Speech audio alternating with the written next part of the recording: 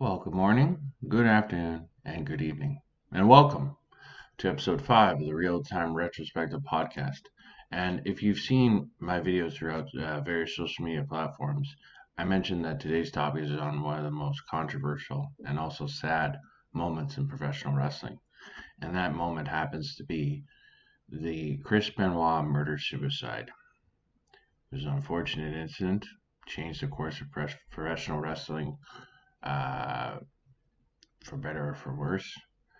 And yeah, this is actually came across a well done documentary by Cultaholic that gave new information and stuff I didn't know. I had seen the Dark Side of the Ring two-part opener to season 2, I believe. But yes, season 2. But other than that, I thought I had learned everything. Oh, I've learned more here that opened my eyes. And for perspective, actually, when this tragedy occurred in real time, shall we say, way back in 2007, exact date, June 25th, I was actually just graduating from high school. And throughout high school, always watched pro wrestling. And I had been a Chris Benoit fan. I liked his work ethic. I liked his in-ring ability. I, I thought he was one of the best. But then when I found out what happened, and thoroughly, like everyone else, found out what occurred, I've been at odds with, and I'm sure many have. I mean, in-ring, great, but when you know what happened outside the ring, it's hard to look at that guy with praise. It's the same thing that people who are football fans go through with O.J. Simpson. Though he was not found guilty, you know, people look at him differently. People don't look at him with, you know, a matter of respect or a matter of joy. There's just hesitation. So, yeah. Anyways, before I get into that, I want to make a few shout outs here. One has a YouTube channel, and two of them have Instagram accounts, which I'll link in the description below. And I want to shout out, and a few of these I've gotten to know, and I recommend them to full extent. I want to shout out Figure Kingdom, who has great figure custom and amazing quality shoots. I actually did an interview with him way back about last year on my Instagram. So if you go to my Instagram, you'll just have to look under video and it's there. It was a great interview, and I hope in the near future to do another one with him. I also want to shout out Wrestling Video Games. Now, this guy, let me tell you, if you think you have the complete collection of every wrestling video game, we're talking even region-based or Japanese or, everything from WCW to WWE to ECW, TNA, everything in between. You got a lot of catching up to do. This guy's got collections just, perfect. And he keeps surprising me with his finds. So, yeah. And then finally, I want to throw a shout out to the Man Games. Man Games, I took a look at his content. He takes time to give praise to the creator wrestler, or CAW community as we know it. And you know what? The CAW community in itself is amazing because there are people who are dedicated and take time out of their busy schedule to craft these amazing, wrestlers from other promotions that we can have dream matches with, and arenas that we remember to an extent, or custom arenas, that fans in their head are thinking. And yeah, one of these days I'm going to talk about the CAW community and where I think it got its start and stuff. But yeah, I just want to give a shout out to those, and I will have links for them below. Also, last episode, I dealt with I talked about the Guns N' Roses concert that happened in my hometown. And originally, through my Discord, I was actually going to share with you a really great piece of Guns N' Roses related material. However, as I explain in what I'm about to tell you, the files were just too strong. So I had to go with an alternative, which was the Behind the Music special, was aired around 2004, based on Guns N' Roses, which is fine. It's a great Behind the Music episode. It's one of the few that I can watch over and over again. It's not boring. There's a few of the episodes that are kind of like, I know what's coming, but this one is entertaining. But I did post in my Facebook group the actual surprise that I wanted. I'm not going to spoil it here. So the link's going to be down below. Check it out. And if you want to join the group, go right ahead. And let me know in the comment section of that post what you guys think. And also, after this episode, let me know what your thoughts or where your head was and has been over the whole Chris Benoit situation. I'd love to know your thoughts. Whether you've been here since day one or you're just stopping by, comment below. And I'll mention that again a little later. But let's get into this. There's a few things I won't say too much because I'm probably spoiling a lot. But here we go. So the video does begin like a really good true crime documentary would. It begins with various news clips surrounding the incident, and that just sets the tone for what you're about to witness. So that just grips you.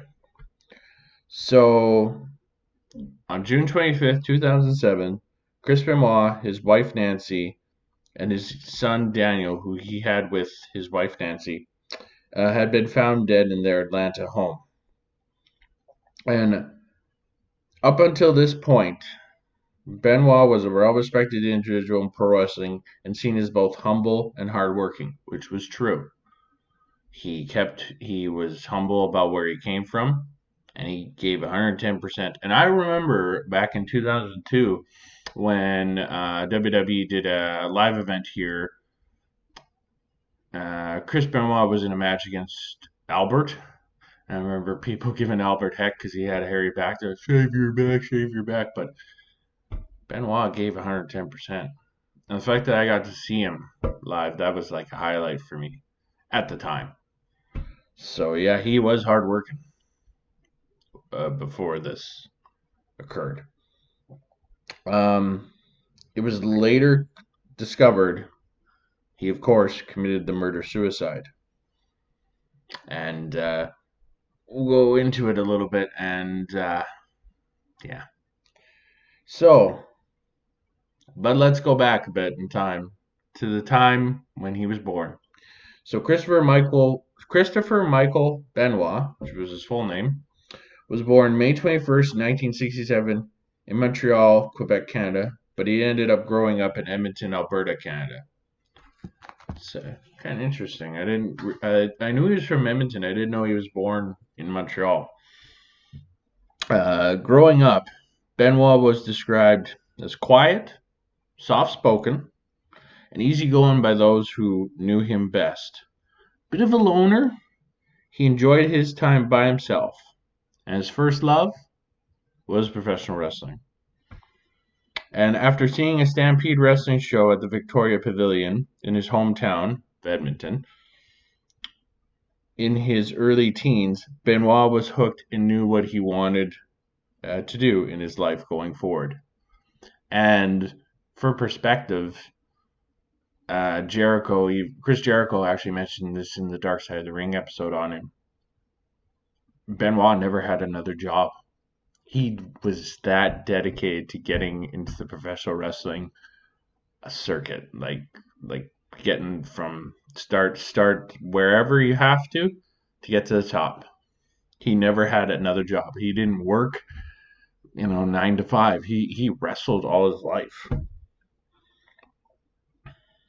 And he idolized the Dynamite Kid, who also known whose real name is Tom Billington. And Billington, though gifted in the ring, he was equally controversial and violent individual outside of the ring. And I recommend, if you haven't, season 3. I can't remember the episode number, but there's a sole episode on the Dynamite Kid. I mean, he would pull ribs. That's wrestle speak for practical jokes that sometimes were on the side of cruelty. But there were things also that he did to certain people and people in his family that, just, you look at his life and then you look at Benoit's and you're like, holy shit. Great in the ring, but outside the ring had issues. But I remember they interviewed him around the time, I'm talking about Dynamite Kid, they interviewed him around the time of this incident, and they had asked him, they were heavy on the roids speculation, and they said, you used to be violent, did you aimed a gun at your wife? And he goes, oh, it was violent? I mean, I aimed a gun at her, but it was violent. When I heard that, I was like, excuse me? Whether it wasn't loaded or not, that is violent. Yeah, and I have a hard time looking at the Dynamite Kid the same way, In the ring, great. Outside, eesh. That's just me.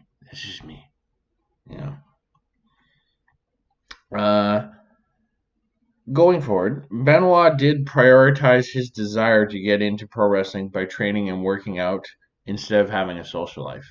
So yeah, this guy was dedicated. He got started in the business as part of the Stampede Wrestling ring crew. Oh, excuse me. Yes. He got started in the business as part of Stampede Wrestling's ring crew. Stampede Wrestling was a territory based in Calgary, Alberta, Canada, which is run by the Hart family. And he worked part of the ring crew, and then he gradually trained before actual Stampede Wrestling shows. And then eventually on his way, then from there went to the Hart family mansion.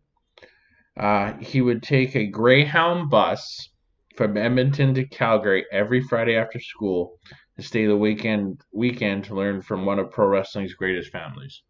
And the Hart family is,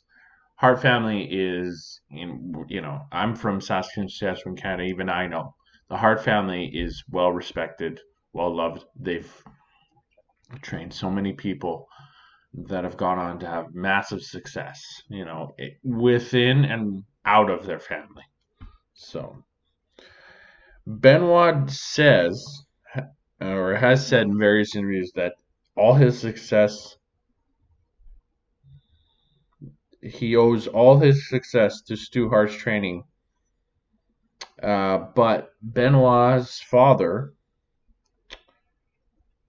said that he was actually trained by Mike Hammer, Jerry Morrow, and Angela Azevedo, and a Stampede Wrestling referee. So I believe Stu Hart did train him, and he said it, but there was more than just Stu. And I'd imagine Stu would have been busy with other top prospects. So, and Benoit did become somewhat of an adopted family member within the Hart home. So, when you are constantly training and you're there every Friday after school and you're staying the weekend, you eventually become somewhat of a family member. So, you have to excuse me. It's really dry in Canada right now with the winter. That's why I'm going like this. But anyway, once his training was able to make him be deemed ring ready, Chris Benoit made his pro wrestling debut on November 22nd, 1985, on a Stampede Wrestling show in Calgary, and he teamed with Rick Patterson to defeat Mike Hammer and Butch Moffat. It was the second match on the card that night. I tried looking for it. I believe I found it, but it's part of a lengthy episode. And I didn't have time to thoroughly look at it and check it for quality. And I believe the match starts about halfway, so I didn't want to cheat anybody out. So on your own time, find it. Maybe in the near future, I'll watch that episode and integrate it into another episode of like random videos that I find. So he did gain a cult following at the age of 18, which was when he started, until the promotion shut down in 1989. Its original incarnation, because there was a revival after Vince McMahon had bought the promotion out. That was started by Bruce Hart. But one of his highlights in his early career was getting to wrestle his idol Dynamite Kid. And Dynamite Kid actually gifted Benoit a pair of his wrestling boots. He did this in a promo, and therefore the torch had been passed. So yeah, like they actually wrestled, and I don't know if I'll find. I didn't get around to finding that footage, but if you see it on your own time, there is some stuff that I found footage of, but I'll explain. So, with advice from Bad News Brown, Benoit began being a regular in New Japan Pro Wrestling. So he went to Japan, and since he was a foreigner, he's referred to as a gaijin.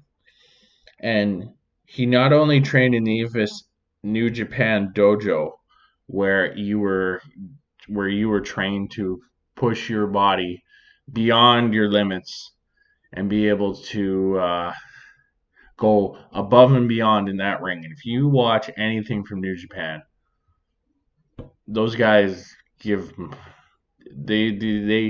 give 110%. If they're not giving 110%, they're giving 150%. I'm not kidding. That's how dedicated wrestlers are in Japan. He was also a young boy, so he had to sweep the floor and clean the toilets. Doing that is a humbling thing. Like, if you want to respect this business, you should respect the ground you walk on. So that's why you are tasked with sweeping the floor, prepping meals, cleaning the toilet. It's like me, for example. I live in this apartment, but if I want to maintain having this apartment, I should always take time out of my busy schedule to clean. And I do. Not thoroughly. I don't clean like the whole walls that you see, but I clean my bathroom, sweep the rug, and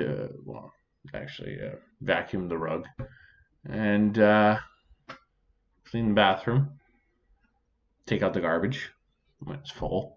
So, you want to maintain a good living and good standings. This is something you have to do. And from there, he became a household name as Pace's kid, and he usually had the best matches. And in New Japan, he also became friends with fellow pro wrestlers Dean Malenko and Eddie Guerrero, who in turn became two of his best friends within the business. During his time there, while he was in New Japan, Benoit was married to a Canadian woman named Martina, and they had 2 children. He had a son named David and a daughter named Megan. David has been visible. Megan, I believe, has anonymity, as well as this first wife. I don't know if there's any footage of them in interviews, but I believe they live a life of anonymity. The English language is tough. That marriage was dissolved after Benoit had an affair with Nancy Sullivan, soon to be Nancy Benoit. Now, Nancy Elizabeth Toffoloni, which was her real name, she was born on May 17th, 1964 in Boston, Massachusetts. And her family eventually settled in Florida. And that is where she would model and help her family sell event programs of local wrestling shows. So, right from the get-go, her family was involved in the wrestling business as well. She was a wrestling fan from an early age and soon caught the attention of legendary Florida pro wrestler Kevin Sullivan. So yeah, she ended up going to the Florida territory and being part of his misfit group, and I can't remember the name of it. I actually just watched the Tales from the Territory episode, and it was on Florida, and Kevin Sullivan. There was a big portion of it about dedicated to him and his group. But Nancy and Kevin would fall in love and eventually marry in 1992. After she divorced from her high school sweetheart named Jim Dowse 7 or 8 years prior. She also took Kevin's last name, hence why her name was Nancy Sullivan for a while. She was a great valet. She was. And she had great mic work. Like, she was good. And she and Kevin actively worked in the pro wrestling business, even having a brief stint in WCW from 1989 to 1990. She renamed herself Woman, and she managed Sullivan and then the tag team Doom. They then worked on the independent circuit, mainly in Smoky Mountain Wrestling and the original ECW. The latter of which where she managed Too Cold Scorpio and the Sandman. And it is more than likely that ECW was the place where Nancy and Chris had first met. So, but Benoit eventually made his way to WCW alongside his friends Malenko and Guerrero, and also just right behind them, or ahead of them, Sullivan and Nancy.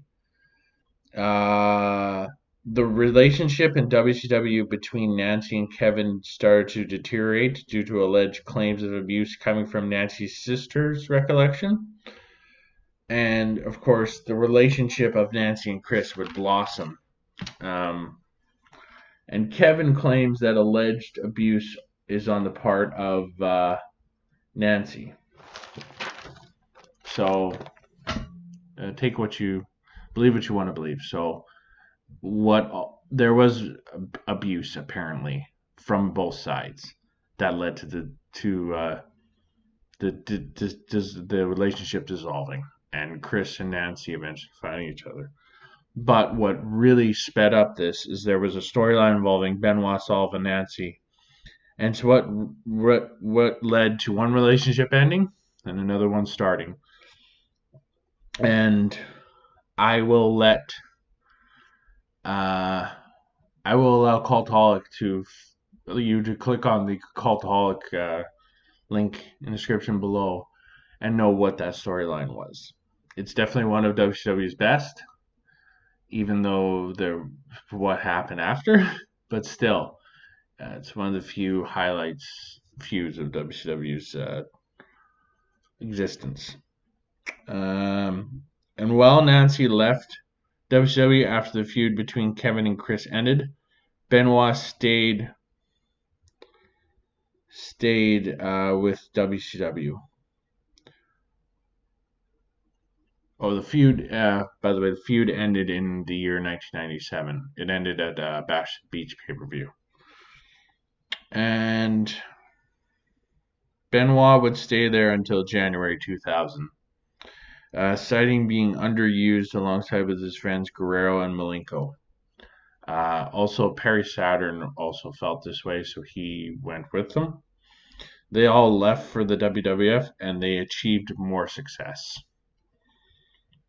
And as this occurred, like his shift from WCW to the WWF, now known as WWE, Nancy was pregnant and at home with her and Chris's first child, and that happened to be the sweet and innocent Daniel Christopher Benoit, and he was born February 25th, 2000.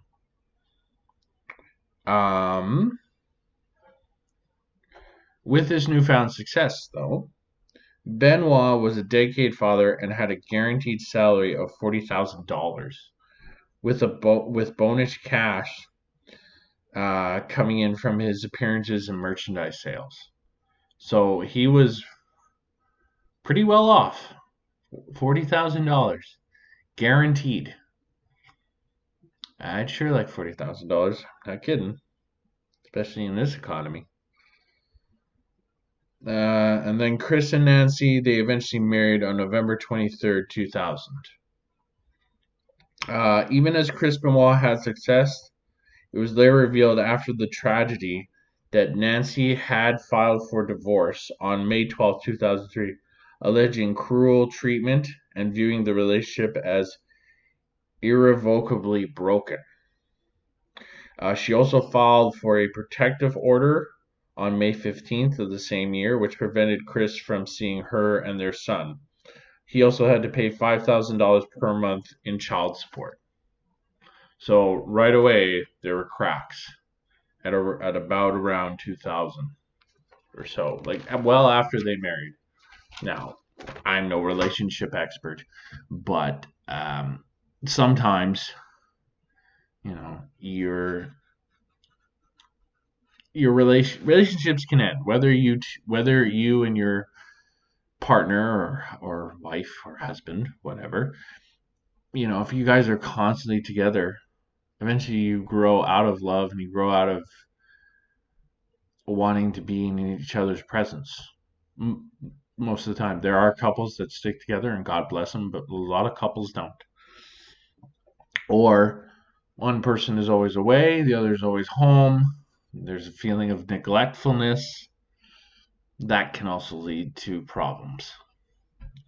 But also, they mentioned this. Benoit allegedly had been going on rage fits since 1998. He was also taking anabolic steroids during and after his 2001 neck injury. So these are a couple things that occurred that may have led to what occurred in 2007. He also took pain pills. But, and this is surprising. Well, not surprising, but surprising given the circumstances for this situation. They eventually reconciled in the midst of a potential divorce. Some couples do this, but I didn't realize that they reconciled. I thought that they were like, based on before I saw this and saw the Dark Side of the Ring episode, I like anyone else assumed that, even though they were married, they were,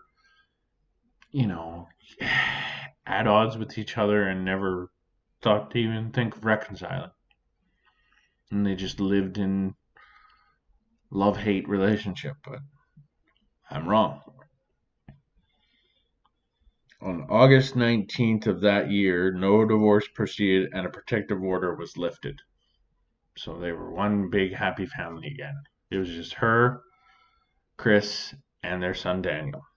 He would occasionally go back to his first wife.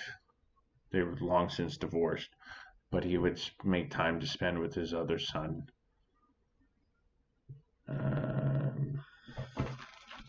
Whose name escapes me. Hang on.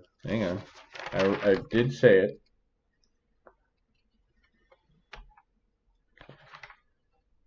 Son David, and of course the daughter Megan.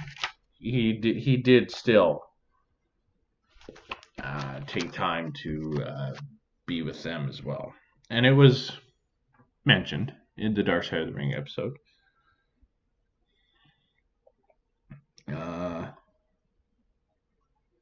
But on November 13th, 2005, and this is another thing that is possible, that led to what happened. On November 13th, 2005, Benoit lost his best friend, Eddie Guerrero.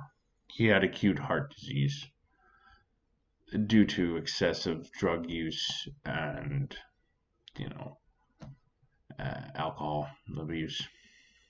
And that was a sad moment. I was still in high school, and I liked Eddie Guerrero as much as I liked Chris Benoit. I mean, Eddie was funny. Eddie was charming. Eddie was Latino heat. And then when you heard he passed away, it was just like, oh man. But looking back in hindsight, you can tell Benoit's just it's like he's not there, you know. And of course, this led to Benoit becoming emotionally distraught, being severely depressed, and not the same. He would write to Eddie in a journal constantly, so that was his form of therapy. But a lot of people took it as like, man, you need help. And he just didn't get it. This was how he coped. He didn't even give himself enough time to grieve the loss. And after Eddie's funeral, he continued to wrestle. Like he literally, like it was said in the Dark Side of the Ring episode that Chris Benoit came up to Chris Jericho, hugged Chris Jericho, sobbed, openly wept, like, and Chris Jericho even said after he left his arms, his shirt was wet, and but you'd think the guy would give himself time to grieve. No, he hopped on a plane and kept wrestling. If I were him, and I knew I lost my best friend who had been there since we had been together in the wrestling business since day one, and I lost you, I need 2 weeks to step away. I could be out a couple $1,000 or whatever, even though I have guaranteed money coming in. But my health and my mentally and physically would be more important. That would be me. But Benoit, his first love was pro wrestling, so he was never going to leave that mistress, you know.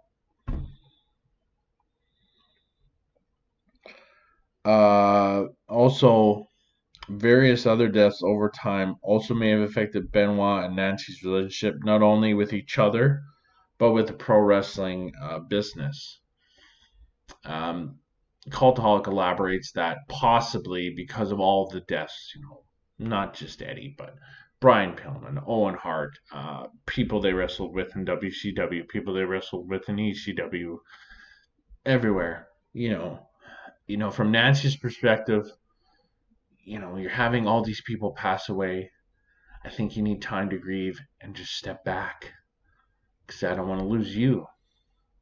And I'm sure from his and possible perspective, Benoit was like, no, I just need to keep going. Losses happen, but I need just move forward and continue to wrestle to provide for my family. So those two different philosophies, you'd butt heads. So Benoit did need to leave the business for a while, and on May in 2006, he had left the road and was home for a 4-month sabbatical, which I didn't know. I didn't realize he was gone. I knew in 2001 he was gone because he was injured, but I didn't know he had a sabbatical. So then, months before the tragedy and having returned to the ring, Benoit began to show signs of paranoia. And these were scary signs of paranoia, like calling his family and saying he thinks someone's out to get him, or taking different routes to going gym, switching cars on the road because he thought someone would tail him. A lot going on up here. And then also by this point,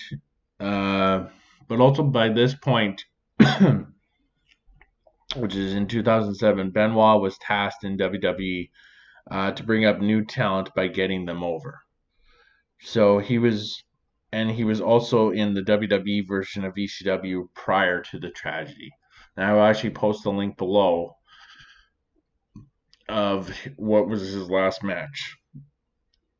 televised. And actually, his last match period, it was against Elijah Burke, aka the Pope D'Angelo De Niro. And there's actually an interview with him that I'll also post as well. So, on June 25th, 2007, the Benoit murder-suicide had taken place. The bodies of Chris, Nancy, and Daniel were found. It would later be revealed, evidently, that the incident took place over a period of 3 days. So though their bodies were found on the 25th, between the 22nd and from the 22nd to the 24th, these murders had occurred. And they explain what happened. It's not a pretty sight. Nancy was 43 years old. Daniel was 7 years old. And Chris was 40 years old at the time of the murder-suicide. Also on that same day, WWE had done a tribute show to them, but after more details came to light, this tribute show and mentioning of Chris Benoit was removed from WWE programming. Actually, the tribute show was the last thing my late aunt on my mother's side had taped for me till I got cable again. Had I had a crystal ball and knew this was going to be swiped from memory, I would have kept that VHS of that show for historical reasons. Because unless you go on YouTube or any other video sharing site, you're not going to find that full show top to bottom. But I will link a fandom article that details sort of what happened on that show. And then this excessive steroid use, spousal fights, alcohol excess, prescription pills, and excessive brain damage on the part of Benoit having multiple concussions are all possible theories that led to the tragedy taking place. But we all don't know why this happened to this day. And it is true. We have possible theories, but we don't know why. Because the man who committed these horrendous acts took the answer to the grave.